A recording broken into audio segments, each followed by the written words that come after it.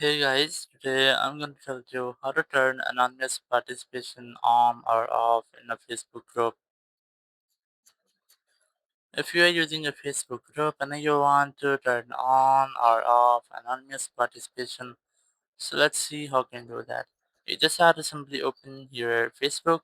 It might be in your browser or in your app. The process will be pretty same for both. And here in Facebook, you just have to go to Groups tab from here, click on Groups, and here select the group in which you want to make the setting.